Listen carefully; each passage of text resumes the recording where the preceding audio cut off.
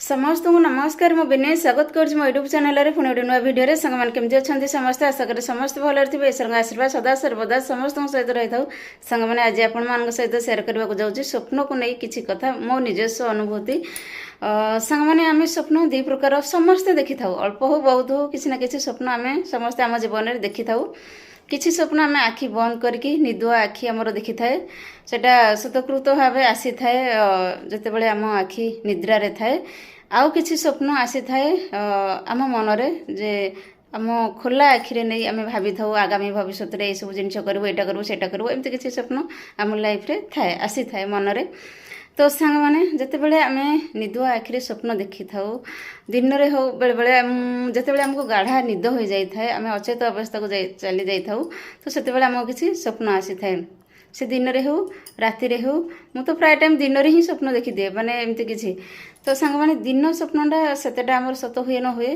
किंतु जितेबाला राति 3टारू माने 6टा पर्यंत कि 5टा पर्यंत से भितर आम जो स्वप्न सब देखी था सेटा आम भविष्य निकट भविष्य जहाँ आम सहित हबार थी से जिनटा आम को दृश्यमान हुए जोटा कि भल हो कि खराब हो जहाँ हबार थी सेटा आमको आगतरुआ दृश्य हम आउ किसी स्वप्न थाए जमती कि आम भाभी था मनरे किसी कौ टपिक को लेकिन जदि से रिलेटेड अतिरिक्त आम किसी भाभी दे था तो से जिनटा आम भितर स्वप्न आकार आसे राति किंतु आम जदि किसी भाभी नथिबा कौन सी विषय से रिलेटेड जदि किसी स्वप्न देखिले ताहले सेटा आम भविष्य को लेकिन आसूची आम पाखक आम से किसी सजग हबार अच्छी कि निजको से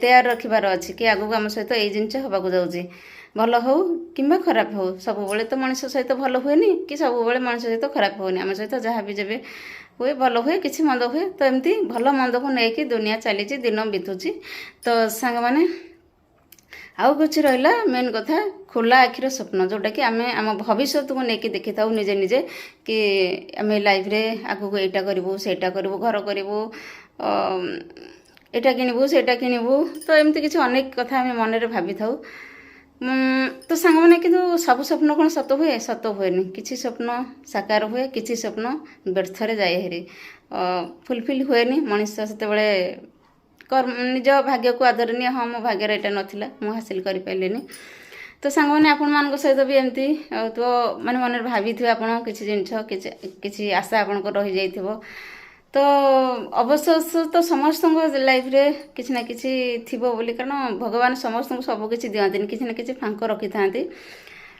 किंतु एठी मनीष कौन करे अन्य मान को देखी भावे हे ता जीवनटा संपूर्ण ता जीवनटा सुखमय मो जीवनटा दुखमय किंतु एक्चुअली भगवान समस्त को दुख सुख से निज कर्म हिसाब से ही दे था जे से केमती कर्म करुच्ची से केमती फल पाइब से केमती कर्म करुच्ची से केमती सेमती फल पाइब तो सेटा ही ऊपर वाला सब निजे ही बसिक हिसाब करते तो सांग माने स्वप्न हूँ एक स्वप्न को लेकिन मोर गोटे भल अनुभूति मोर प्रथम कविता थिला स्वप्न को लेकिन जितेबाला +2 रे हाँ +2 रे आमर दि जाइथिला किछि मुझे कविता मु स्कूल अनेक लेखक लेखिका मान अच्छा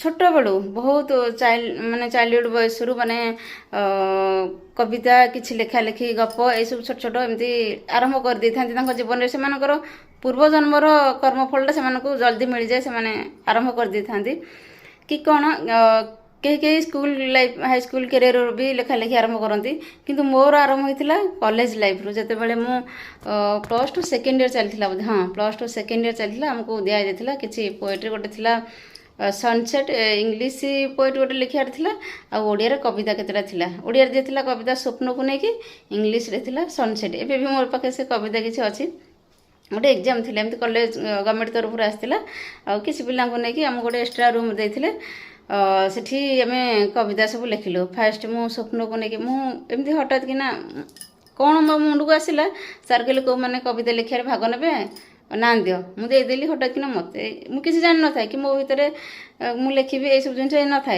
लिखिदेली सॉरी मु ना लिखिदेली सेठी तापर सेठू आमको से रूम रे सब बसले आम सांग पिला समस्त बसता आम बसिलु स्वप्न को लेकिन कविता लिखिली तापर इंग्लिश रे गोटे थिला सनसेट मोर इंग्लिश रे बहुत वीक मो माने ग्रामाटिकल एरर एते थाए କେବଳ ମାନେ ଏମିତି ନର୍ମାଲି ଯେମିତି ଆମେ କଥା ହେଉଛେ ଇଂଲିଶରେ, ତ ସେଇଭଳିଆ କିଛି ମୁଁ ଲେଖିଦେଇଥିଲି। ମାନେ ସନସେଟ୍କୁ ନେଇକି ସନ୍ଧ୍ୟାକୁ ନେଇକିରି ଗୋଟେ ସେ ପୋଏଟ୍ରି ଲେଖିଥିଲି, ତାପରେ ଏଇଟା ଲେଖିଥିଲି। ସାଙ୍ଗମାନେ ବିଶ୍ୱାସ କରିବେନି, ମାନେ ଏତେ ଆଜି ସେ କବିତା ସବୁ ଦେଖିଲେ ହସ ଲାଗୁଛି। ପୁରା ମିନିଂଲେସ୍, କେବଳ ୱାର୍ଡ଼ ୱାଇଜ୍ ଛନ୍ଦ ମାନେ ଏମିତି ପଡ଼ିଛି। ମିନିଂ ମ୍ୟାଚ୍ କରୁଛି କିନ୍ତୁ ଏତେଟା ନାହିଁ, ପୁରା ବହୁତ କମ୍ ମ୍ୟାଚ୍ କରୁଛି। ଆଉ ମାନେ ଗୋଟେ ପିଲାଳିଆମି, ଗୋଟେ ଯେମିତି ମାନେ ସେ ଗୋଟେ କଣ୍ଢେଇ ବାହାଘର ଆଉ ଗୋଟେ ସତ ବାହାଘରର ଥାଏ ନା, ମାନେ ପାର୍ଥକ୍ୟଟା ଆକାଶ ପାତାଳ ଥାଏ।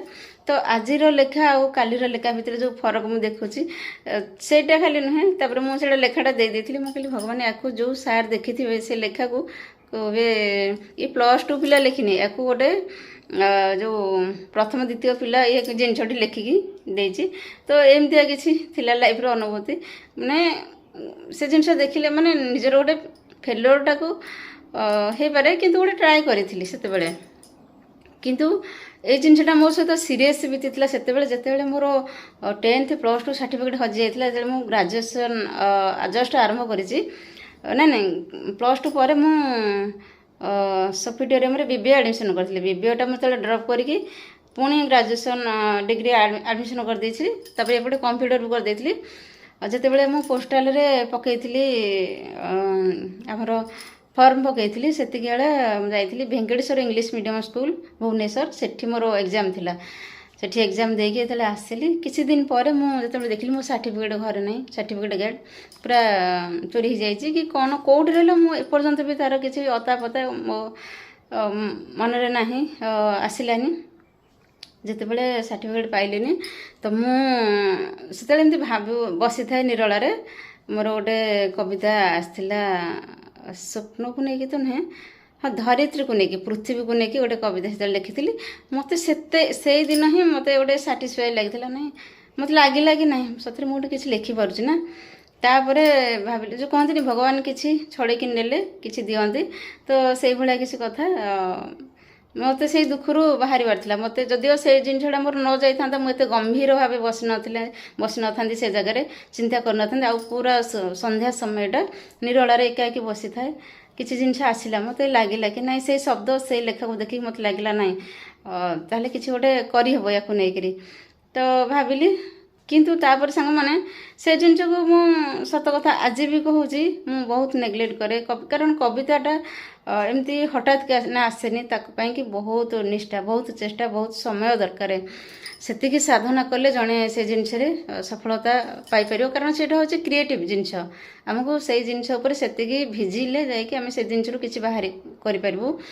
କାହିଁକି ନା ଆମେ ଏମିତି ସିଙ୍ଗର ନୁହେଁ ନା। ନର୍ମାଲ ସିଙ୍ଗର ମାନେ କ'ଣ, ଡେଲି ଅଧଘଣ୍ଟା 30 ମିନିଟ୍ ରିୟାଜ କରିଦେଲେ ସେମାନେ ଯିବେ, ଷ୍ଟେଜ୍ ହଉ କିମ୍ବା ଷ୍ଟୁଡ଼ିଓ ହଉ, ଗାଇବେ, ଆସିବେ ଆରାମସେ, କିଛି ଟେନସନ୍ ନାହିଁ। କିନ୍ତୁ ଯେଉଁମାନେ କ୍ରିଏଟିଭ୍ ୱାର୍ଲଡ଼ରେ କାମ କରନ୍ତି, ସେମାନେ ମ୍ୟୁଜିକ୍ ଡାଇରେକ୍ଟର ହୁଅନ୍ତୁ କିମ୍ବା ଲିରିସିଷ୍ଟ ହୁଅନ୍ତୁ କିମ୍ବା ଷ୍ଟୋରି ରାଇଟର ହୁଅନ୍ତୁ, ସେମାନେ ଆକ୍ଚୁଆଲି ବହୁତ ପରିଶ୍ରମ କରନ୍ତି। ଆଉ ସେମାନଙ୍କୁ ହିଁ ଆଜିକା ଡେଟ୍ରେ ପରିଶ୍ରମର ପାରିଶ୍ରମିକ ସେତେ ଦୂର ମିଳେନି। ସିଙ୍ଗରମାନେ ଏଠି ବହୁତ ପଇସା କମାନ୍ତି, ମ୍ୟୁଜିକ୍ ଡାଇରେକ୍ଟର ବି ଏତେ ପଇସା କମାନ୍ତିନି। କାରଣ ସିଙ୍ଗରମାନଙ୍କର ଡବଲ ପଇସା। ଏମାନେ ଷ୍ଟୁଡ଼ିଓରେ ପଇସା ପାଇଲେ, ଷ୍ଟେଜ୍ରେ ବି ପଇସା ପାଇଲେ। କିନ୍ତୁ ଯେଉଁମାନେ ଲିରିସିଷ୍ଟ, ସେମାନେ ଆକ୍ଚୁଆଲି ବହୁତ ପରିଶ୍ରମ କରନ୍ତି, କିନ୍ତୁ ପାରିଶ୍ରମିକ ବହୁତ କମ୍ ମିଳେ ସେମାନଙ୍କୁ। ସବୁବେଳେ ସେବେ ବି ଥିଲା, ଏବେ ବି ଥିଲା। ଆଉ ଯେଉଁମାନେ ଆସିଗଲେ ଷ୍ଟାରକାଷ୍ଟ, ତ ସେମାନଙ୍କୁ ମୋଟା ଅଙ୍କର ପଇସା ଦିଆଯାଏ। ତ ଇଏ ହେଉଛି କଥା। କିନ୍ତୁ ପରିଶ୍ରମ ବହୁତ କରିବାକୁ ପଡ଼େ ଲିରିସିଷ୍ଟମାନଙ୍କୁ, ମାନେ ଗୀତିକାରମାନଙ୍କୁ।